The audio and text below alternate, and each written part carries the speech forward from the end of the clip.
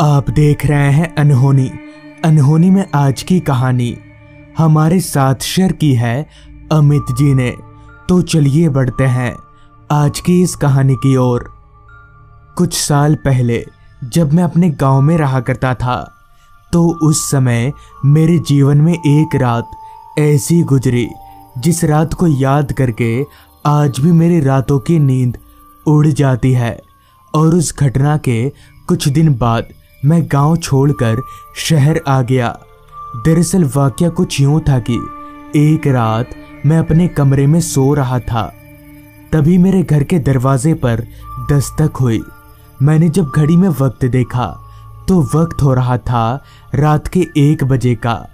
इतनी रात गए दरवाजे पर हो रहे दस्तक से मैं हैरान हो गया, मगर मुझे उस समय डर नहीं लगता था तो मैं उठकर बिस्तर पर बैठ गया।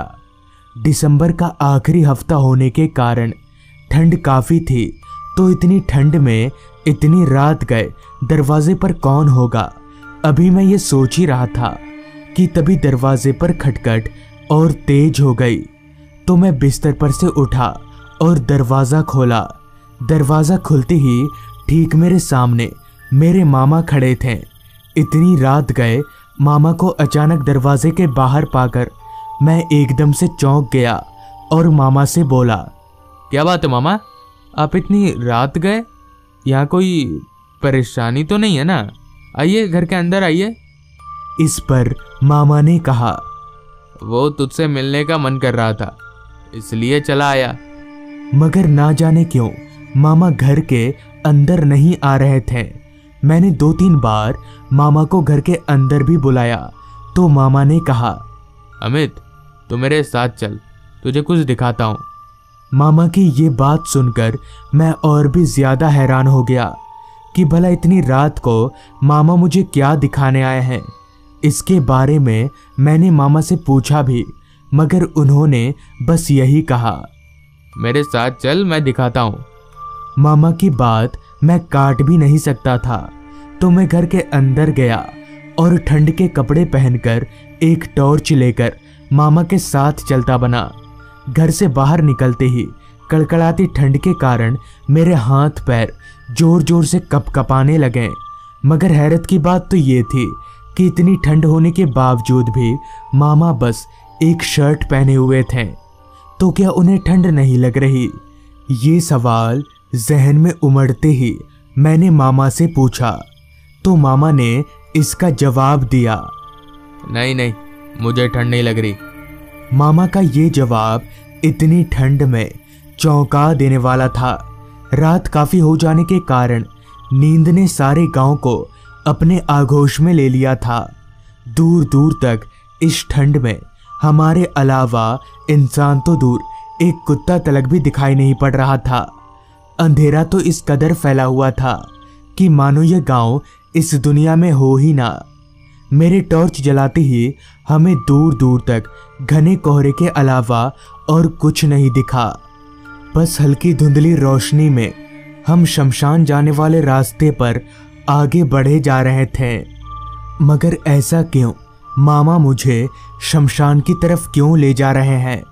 ये बात मेरे जहन में उठते ही मुझे बेचैनी सी महसूस होने लगी, जिस पर मैंने मामा से कहा, मामा हम शमशान की तरफ क्यों जा रहे हैं?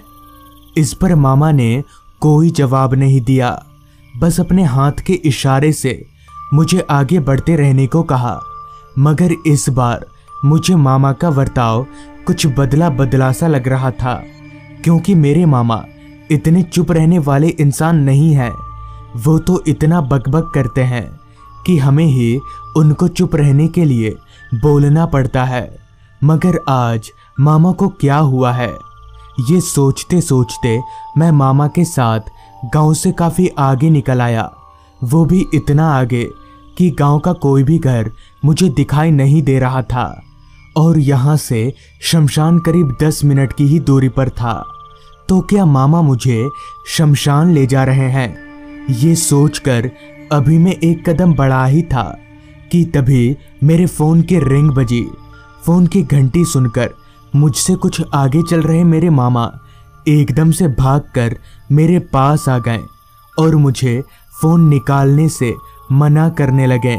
मगर ऐसा क्यों? मामा मुझे फ़ोन निकालने से क्यों मना कर रहे हैं? ये बात मुझे समझ नहीं आ रही थी। खैर, कुछ देर फ़ोन ऐसे ही बजने के बाद फ़ोन की रिंग बंद हो गई, जिसके बाद पता नहीं क्यों मामा जोर जोर से रोने लगे। मामा को अचानक रोता देख मैं और सहम गया कि मामा रो क्यों रहे हैं। मेरे लाख पूछने पर भी मामा ने रोने का कारण नहीं बताया।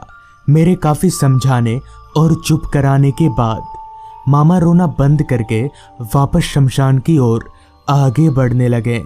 मैं भी उनके पीछे पीछे था, मगर कुछ दूरी पर तो मैं चुपचाप अपनी जेब से फ़ोन निकाला और चेक करने लगा। तो अभी अभी कुछ देर पहले मामी जी का कॉल आया था। मामा मेरे साथ थे और मेरे फ़ोन में मामी जी का कॉल आया। ये बात मेरे समझ से बाहर थी, तो मैंने चुपचाप वापस से मामी जी को कॉल लगाया। तो मामी जी के कॉल उठाते ही उन्होंने जो कहा वो सुनकर इतनी ठंड में भी मैं पसीने से लथपथ हो गया और मेरे शरीर का सारा खून सूखने लगा, क्योंकि मामी जी का ये कहना था कि आज रात 12 बजे हार्ट अटैक के चलते मामा की मौत हो चुकी है। तो मेरे सामने जो आगे चल रहा है वो कौन है? मामा जी की तो मौत 2 घंटे पहले ही हो चुकी है कि तभी मेरे थरथराते पैर आगे बढ़ने की जगह वहीं पर रुक गए और मैंने टॉर्च की लाइट मामा के ऊपर घुमाई। तो टॉर्च की लाइट पड़ते ही मामा पीछे मुड़े, तो इस बार उनका चेहरा काफ़ी बदल चुका था और उनकी आंखें कुछ अजीब चमक रही थी और वो चलते हुए ठीक मेरी ही तरफ आने लगे। ये देखकर मेरे कांपते पैर और जोर जोर से कांपने लगे। तभी मुझे पीछे से कुछ आवाज़ें सुनाई पड़ी। उस आवाज़ को सुनते ही मुझे पता चल गया कि कुछ आदमी किसी लाश को लेकर शमशान आ रहे हैं। और जैसे ही वो लोग मेरे थोड़ा करीब आए तो वैसे ही मामा जी की आत्मा हवा में धुआं हो गई, जिसके बाद मैं भागता हुआ घर आ गया। जिसके कुछ दिनों बाद मैंने अपने दादाजी को पूरी बात बताई, जिस पर उन्होंने भी मुझे अपने एक साथ घटी घटना बताना शुरू किया। आज से काफ़ी सालों पहले जब मैं दवा लेकर शहर से गांव लौट रहा था, तो उस वक्त रात का था, जिस कारण रास्ता पूरी तरह से सुनसान और अंधेरे में डूबा हुआ था। सन्नाटा तो पूरे रास्ते पर इस कदर फैला हुआ था कि बस मेरी साइकिल की आवाज़ ही आ रही थी। काफ़ी देर से साइकिल चलाने के कारण मैं काफ़ी थक गया था, जिस कारण मैंने साइकिल को रास्ते के किनारे पर रोका और 5 मिनट आराम करने के बाद वापस से आगे बढ़ने लगा। फिर काफ़ी देर साइकिल चलाने के बाद जब मैंने आसपास देखा तो मैं वापस उसी जगह पर आ गया था जहाँ पर मैं थोड़ी देर पहले रुका था। ये देखकर मैं काफ़ी डर गया और मुझे पता चल गया कि मैं किसी मुसीबत में फंस चुका हूँ। अभी मैं खड़े खड़े ये सोच ही रहा था कि तभी मेरे बगल के पेड़ से किसी के हंसने की आवाज़ आई। उस हंसने की आवाज़ को सुनकर मैंने जब अपनी निगाहें उस पेड़ के ऊपर घुमाई तो मेरे होश उड़ गए, क्योंकि उस पेड़ के ऊपर एक आदमी और एक बच्चा बैठा हुआ था, जिनकी शक्ल मौत से भी ज़्यादा डरावनी थी।